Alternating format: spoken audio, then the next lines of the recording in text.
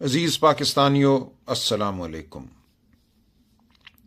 میں آج آپ سے کچھ گفتگو کرنا چاہتا ہوں۔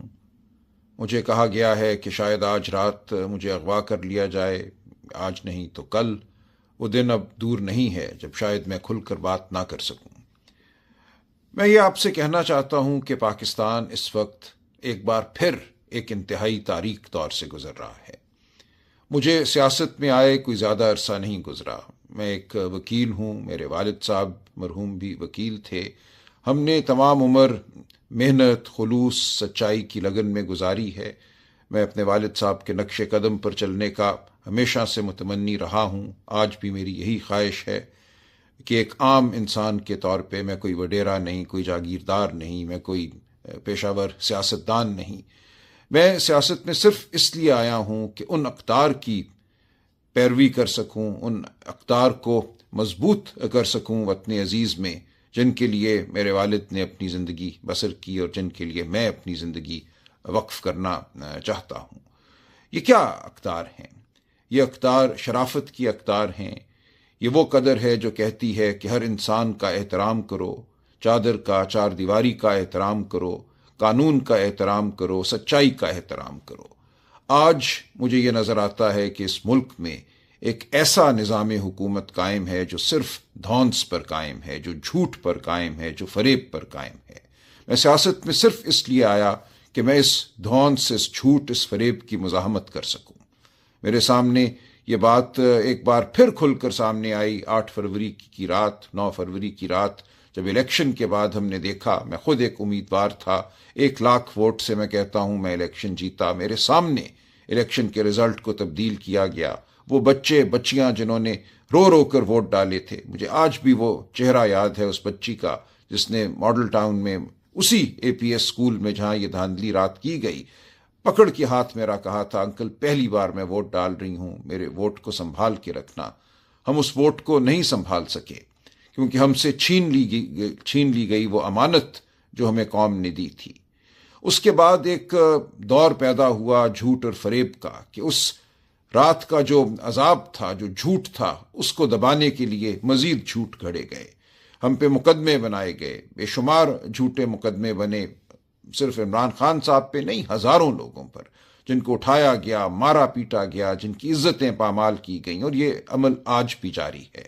اسی لیے میں آج بھی سیاست میں ہوں۔ جس دن یہ عمل ختم ہو گیا اور مجھے یقین ہو گیا کہ پاکستان میں شرافت کا دورہ ہے، پاکستان میں قانون ہے، میرا سیاست سے کوئی تعلق نہیں رہے گا۔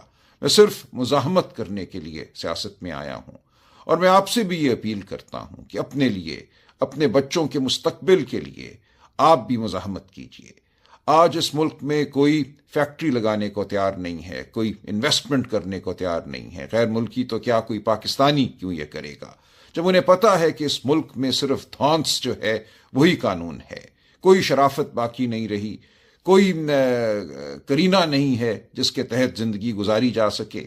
ہر شخص جو ہے وہ ایک طرح سے ایک رکاوٹ ہے اقتدار والوں کے راستے میں۔ اگر میں آواز بلند کروں گا تو میری آواز کو چھین لیا جائے گا، اگر میں اپنی ٹانگوں پہ گھر سے باہر نکلوں گا تو میری ٹانگوں کو توڑ دیا جائے گا۔ آج یہ نظام ہے اس ملک میں۔ تو میں آپ سے اپیل کرتا ہوں کہ ہم نے جو اپیل کی ہے، پاکستان کے عوام سے کی ہے، وہ اپیل صرف PTI کے ممبران یا کارکنان سے نہیں کی۔ ہم ہر پاکستانی کو یہ کہتے ہیں، ہر خاتون کو، ہر بچے کو، ہر بزرگ کو ہم یہ کہتے ہیں کہ اپنے مستقبل کے لیے باہر نکلو، پاکستان میں شرافت کے لیے باہر نکلو۔ آج بلوچستان رو رہا ہے، خون کے آنسو رو رہا ہے۔ آج خیبر پختونخوا میں خون کی ہولی ہے۔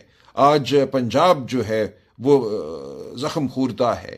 سندھ میں لوگ احتجاج کر رہے ہیں، باہر آ رہے ہیں، ان کو اپنے پانی کا نہیں پتا کہ ان کو پانی ان کے کھیتوں کو ملے گا نہیں ملے گا، ان کے حقوق کیا ہیں۔ کرپشن کا دورہ ہے۔ تو ہم یہ چاہتے ہیں کہ سب اکٹھے مل کر باہر آواز بلند کریں۔ 24 نومبر جو ہے وہ ایک انتہا بھی ہے اور ایک آغاز بھی ہے۔ ہم چاہتے ہیں کہ آج کے بعد کوئی طالع آزما، کوئی شخص جس کو ناز ہے اپنی طاقت پر، اپنی بندوقوں پر، اپنے پیادوں پر، وہ ہمارے اوپر حکمرانی نہ کر سکے۔ ہماری جو آواز ہے اس کو کوئی دبا نہ سکے۔ اس لیے ہم باہر نکلنا چاہتے ہیں، اپنی آواز کو بلند کرنا چاہتے ہیں، اتنا بلند کرنا چاہتے ہیں کہ کوئی اس کو دبا نہ سکے۔ دیکھیے، دنیا کی ہر ریاست کے پاس طاقت ہوتی ہے، ہر ریاست کے پاس پیادے ہوتے ہیں، ہر ریاست کے پاس ویگو ڈالے ہوتے ہیں، بندوقیں ہوتی ہیں، لیکن وہاں کیوں یہ سب کچھ نہیں ہوتا؟ وہاں یہ سب کچھ اس لیے نہیں ہوتا کہ وہاں کی عوام فیصلہ کر چکی ہے کہ وہ یہ برداشت نہیں کریں گے۔ لوگ باہر نکلتے ہیں، وہ لندن شہر ہو جہاں 10 لاکھ لوگ نکلے جب عراق پر بربریت ہوئی، وہ اور دنیا کے دارالخلافے ہیں، بڑے چھوٹے شہر ہیں جہاں لوگ سڑکوں پہ نکلتے ہیں۔ سڑکوں پہ نکلنا ایک آئینی حق ہے، یہ ایک انسانی حق ہے، یہ اپنی دھرتی کو اپنانے کا ذریعہ ہے، یہ ایک طریقہ ہے جس کے ذریعے ہم احتجاج کرتے ہیں اور کہتے ہیں کہ بہت ہو گئی، ہماری بات کو سنو، ہمارے وجود کو مانو۔ تو میں آپ سے درخواست کرتا ہوں کہ آپ وہ قدم اٹھائیے جو میں سمجھتا ہوں اب ہم سب پر واجب ہے۔ اپنے گھروں سے نکلیے، ہم سب کے گھر ہمیں عزیز ہیں، ہم سب کی آسان زندگیاں ہمیں عزیز ہیں، لیکن ہر ایک کی زندگی اس ملک میں آسان نہیں ہے۔